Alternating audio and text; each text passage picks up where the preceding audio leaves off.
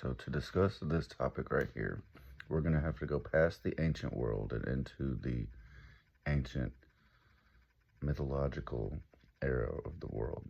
All right, so there was a time when treaties were different than they are since Rome. Rome kind of changed the idea of the treaty and all of the stuff with Alexander the Great. A bunch of things changed. And before that, there were treaties where at the end of the war, they would have children with each other, and then the children would learn both languages, the children would learn both cultures, they would mix together through the next generation. So that was something that was going on. And if we look at the word prayer, it means to receive by entreaty. An entreaty is a simple, humble request, or earnest, humble request. If we look at Hannibal suing Rome for peace with Scipius Africanus on the other side, in Livy Book 30, chapter 28-37, we can see an attempt to make a treaty. We can also see with Hannibal's father, Hamilcar, that there was a treaty made with Rome up to a certain river, and then like Saguntum, I think was the name of the city that Hannibal had on his side of the river, but Rome said, don't attack them, they're our allies. And Hannibal said, well, they're on my side of the river.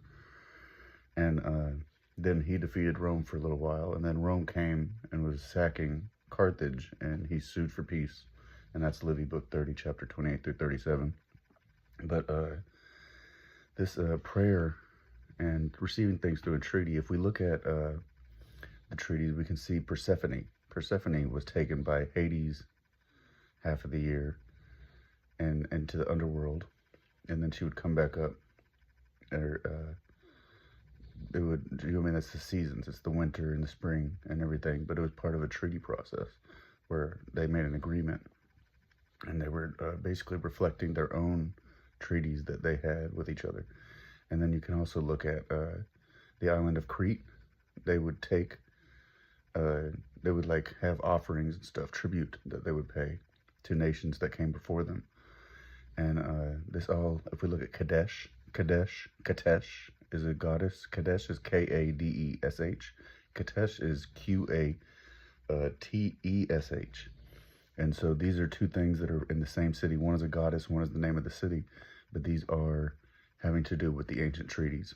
And this Kadesh is actually kind of a goddess that was made for the treaties, but it is a kind of reflection of Neith and Libera.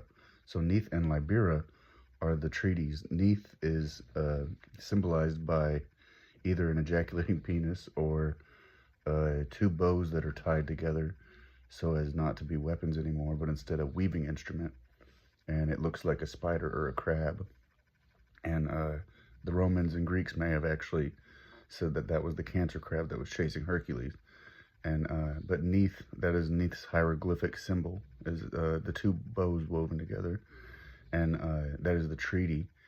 And then Neith and Libera were the two Hittite and Egyptian goddesses that when they went to Kadesh, they were talking to each other, and in order to understand the treaty, the one side, the Hittites, wanted to understand it through Libera, and the Egyptians wanted to understand it through Neith. We could see this as Neith is more like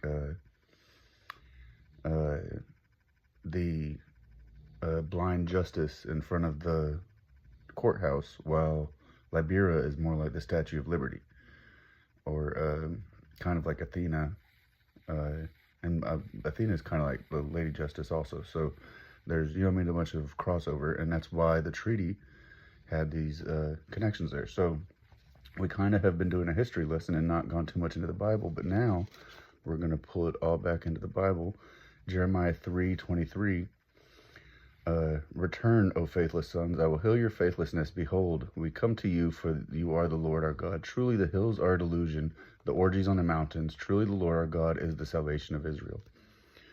They're basically talking about Mount Olympus, Mount Hermon, the mountains where the angels fell and mated with the humans. Mount Olympus, where the gods fell and mated with the humans. All of these things are involved with the treaty processes.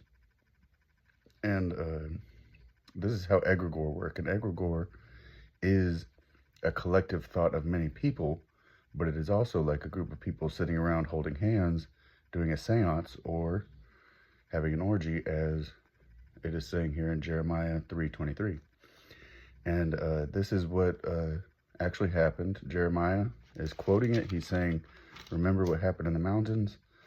And I told you the history right there before I read it to you. And now you understand what the Bible is talking about.